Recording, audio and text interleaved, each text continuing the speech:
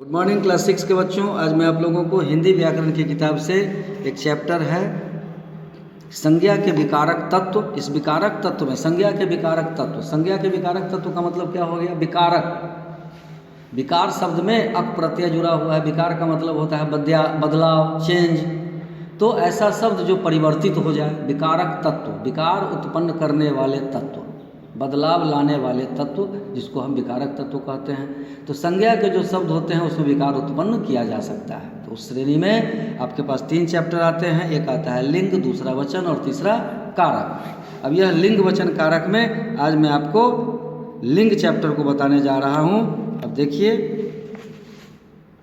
कि यह लिंग क्या है। जिससे कि स्त्री और पुरुष जाति का बोध होता है उसे हम लिंग कहते हैं। अब जिस शब्द से स्त्री और पुरुष जाति का बोध हो उसको हम क्या कहते हैं? उसको लिंग कहते हैं। तो लिंग 2 तरह के होते हैं। एक होता है स्त्रीलिंग और दूसरा होता है पुल्लिंग। स्त्रीलिंग से स्त्री जाति का बोध होता है और पुल्लिंग से पुरुष जाति का बोध होता है। अब इसके आगे थोड़ा सा बढ़ते हैं हम तो देखते हैं कि इसके आगे भी कुछ है। वो क्या है कि ऐसा शब्द भी कहीं कहीं देखने को मिलता है जो स्त्रीलिंग और पुल्लिंग में समान रूपों से व्यक्त किए जाते हैं। चाहे वह पुल्लिंग का शब्द हो चाहे वह स्त्रीलिंग का शब्द हो, दोनों ही रूपों में वह समान होता है। समरूपी लिंग उसको कहा जाता है। जैसे डॉक्टर, जैसे राष्ट्रपति, जैसे प्रधानमंत्री, जैसे अभियंता, जैसे किरानी, जैसे चापरासी। ये सारे शब्द ऐसे हैं जो दोनों ही रूपों में समान होते हैं। इसका लिंग परिवर्तन किया जाता है तो इसके लिए कुछ शब्द को जोड़ना पड़ता है। अब जोड़ने की बात आती है तो इसमें हम क्या करते हैं? इसके उपसर्ग में शब्द के पहले जिस तरह उपसर्ग जोड़ते हैं शब्द में, उसी तरह इसे उपसर्ग स्वरूप लिखा जाता है। तो नर को जोड़ते हैं तो पुरुष बन जाता है और मादा को जोड़ते हैं तो स्त्री बन जाता है। जैसे राष्ट्रपति तो महिला राष्ट्रपति, पुरुष राष्ट्रपति। लेकिन वहीं पर जब हम किसी जानवर में आते हैं तो नर और मादा जोड़ा जाता है।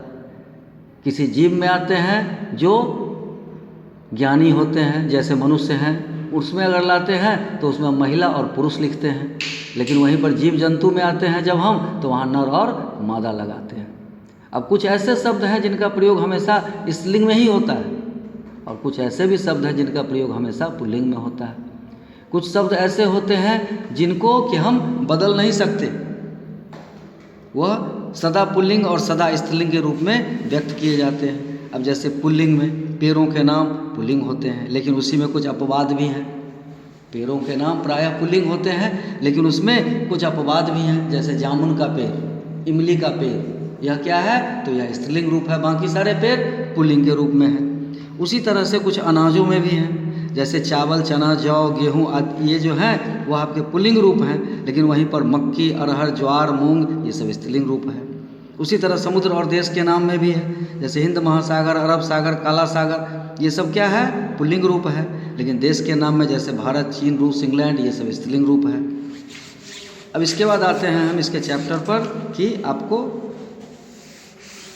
ऑब्जेक्टिव प्रश्न कैसे रहेंगे। जैसे बिटिया शब्द का पुल्लिंग क्या होगा? बिटिया, बिटिया यह स्त्रीलिंग रूप है, इसका पुल्लिंग रूप क्या होगा?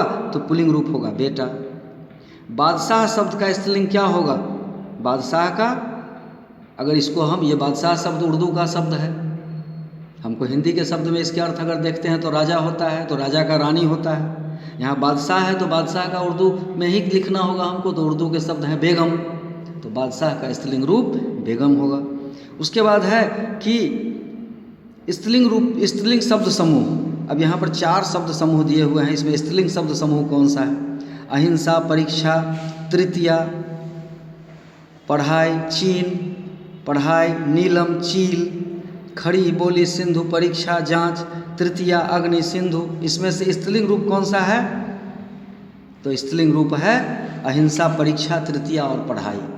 इन सारे शब्दों से आप एक एक वाक्य बनाकर देखें, आपके वाक्य आपको स्पष्ट करेंगे। अगर आप पुल्लिंग में बनाएंगे तो उसके स्वर आपके कानों को टकराएगी और आवाज़ आपको अच्छी नहीं लगेगी। और वैसे भी जहाँ तक भाषा के बारे में यह कहा जाता है कि भाषा जो कर्णप्रिय हो वह सही होता है। बड़े बड़े विद्वानों के मतानुसार कि जो भाषा सुनने में अच्छी लगती है वह प्रायः सही मानी जाती है। अब इन सारे शब्दों से एक एक सेंटेंस बनाकर देखिए और फिर उसको आप पढ़कर देखिए, आपको खुद पता चलेगा कि अहिंसा, परीक्षा, तृतीया और पढ़ाई यह पुल्लिंग है या स्त्रीलिंग। यहाँ तो यह स्त्रीलिंग के समूह में व्यक्त किया गया है। इस तरह से आप इसको पढ़िए और याद कीजिए।